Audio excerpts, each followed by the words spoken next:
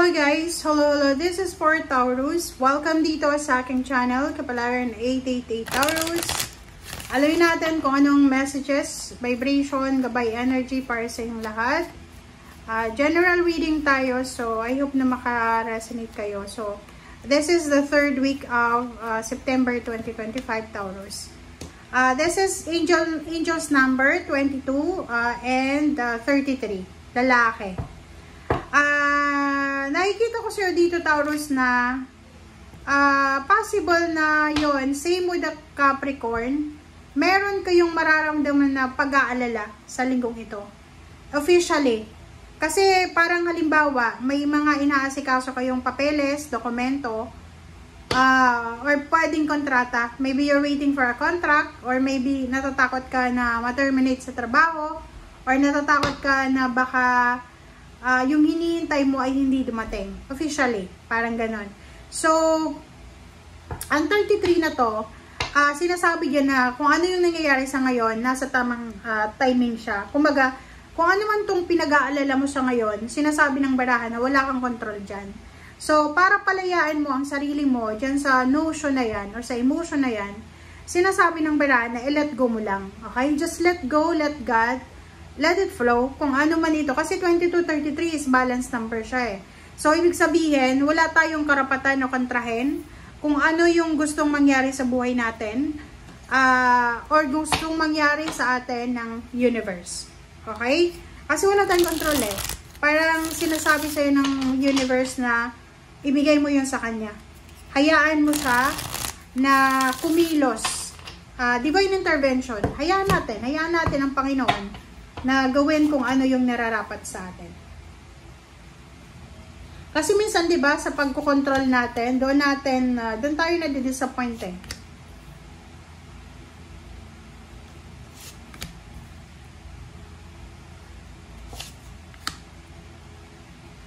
Okay.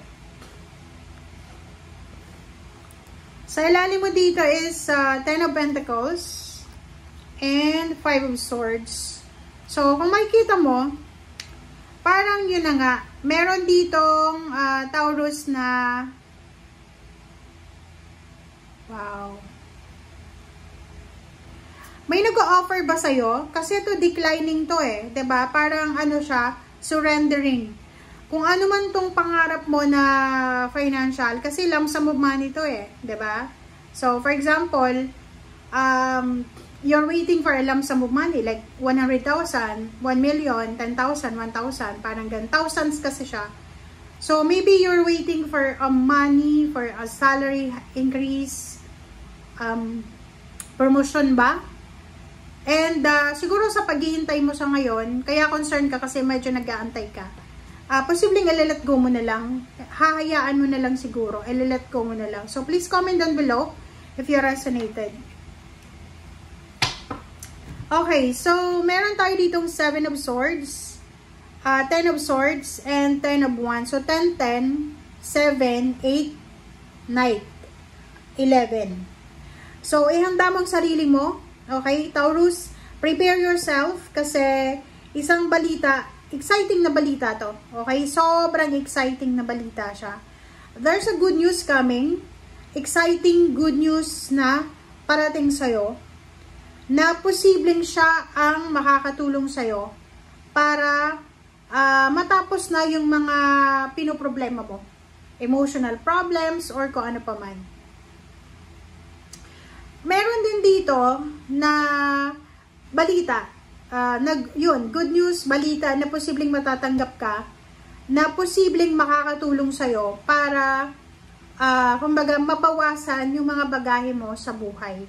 Halimbawa, kung breadwinner ka, possible na may kamag-anak ka or mga, yung kapatid mo siguro ay may trabaho na, so may katulong ka na para sa mga expenses or medyo bababa yung expenses kasi pwedeng nakapagtapos na ng pag-aaral yung mga kapatid or siguro bumaba yung kuryente, parang gano'n, bayarin sa kuryente or kano pa man. 7 of Swords, mag-iingat tayo, okay? Mag-iingat tayo kasi nandito yung 7 of Swords. Same sa Capricorn, panoorin mo yung Capricorn kasi yung energy yung dalawa, sobra kayong parang yung iba na walang trabaho, may trabaho pero natatakot na mawalan ng trabaho. Relationship, may relationship, natatakot mawalan ng relationship. Kayo ay prone kayo sa sa scamming and mga manluloko. So mag-iingat kayo. Okay? And Knight of Wands, sinasabi ng bara sa'yo na isang revelation. So, posibleng may malalaman kang kwento about someone na kilala mo na nanluloko siya. Like for example, asawa ng kapatid mo, asawa ng pinsan mo, tiyuhin mo, posibleng in a relationship sila and malalaman mo na there's a revelation na may mga third party sila. Kumbaga, malaking responsibilidad to na malalaman mo. Okay? Kasi malalaman mo yung mga sekreto nila. So, hindi mo alam kung ikikip mo ba siya or ipagsasabi mo kasi relatives mo yung niloloko nila.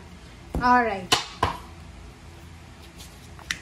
Okay, so 8 of discs, 3 of wands, 2 of swords, and 3 of cups. Okay, so dyan sa baraha mo, sa ilalim mo ay 6 of wands. Okay, Taurus, kung makikita mo dito,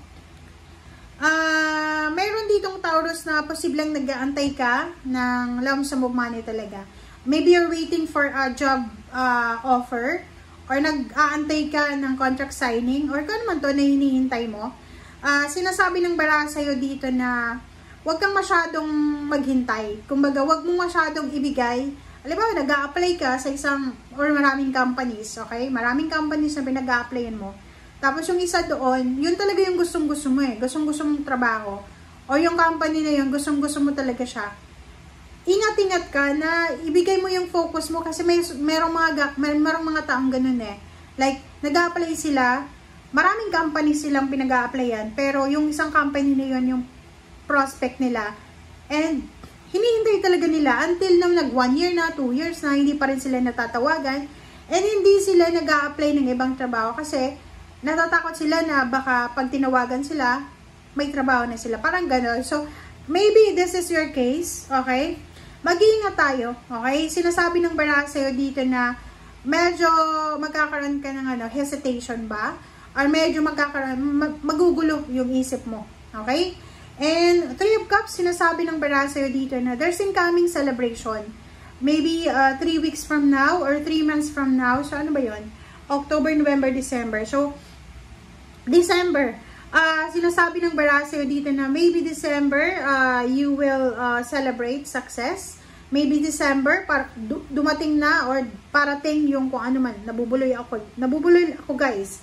Maybe December ay parating na yung inihahanap mo or ini-expect mo na trabaho, negosyo, or any collaborations. Okay? Thank you guys. Bye!